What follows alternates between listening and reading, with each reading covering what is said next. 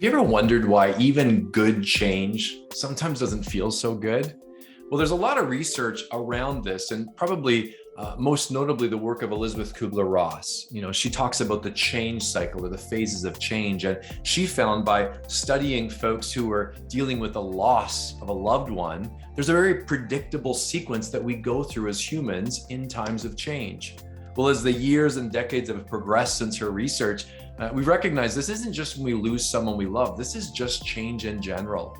An adapted version of this would say there's this denial phase where we're shocked, where we're kind of numb, not really focusing on the future, just focusing on the past. Then there's anger, and that anger might just be frustration, or it could be downright anger at others, at the situation, even at ourselves.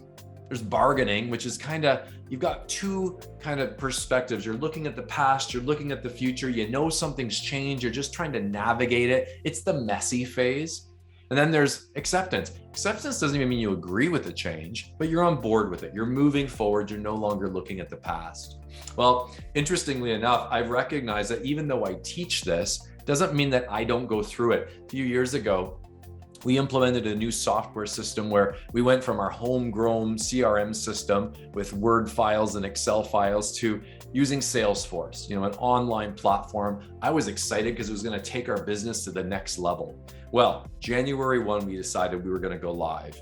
And it was probably February 1st that our team got together, and it was brought to my attention I wasn't using Salesforce. All of a sudden I recognized, wow, I'm really living in the past. And I committed to the team. I'm all in. Moving forward, I'm in. Well, then for the rest of February, probably part of March, I was miserable. I was in that anger phase. Why did we do this? Our old system worked fine. We're paying to be confused.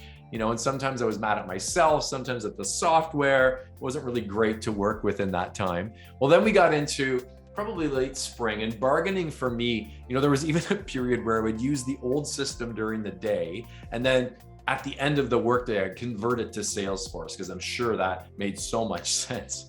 Well, finally, by the end of spring and into the summer, I was all in with using this new program. And of course, now I look back and I would never go back. It's such a better way of doing things. But it reminded me that just because I wanted the change didn't mean I skipped the steps. I still was angry. I still was in denial. I still bargained.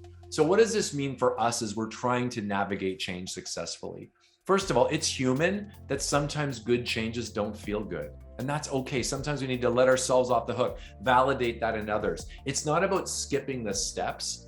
It's about getting through the stages in a healthy way. What do I need to get through this? Not so I skip anger and frustration, but I don't want to be stuck there. How do I help others get through bargaining, and ultimately so we can get to a place of acceptance?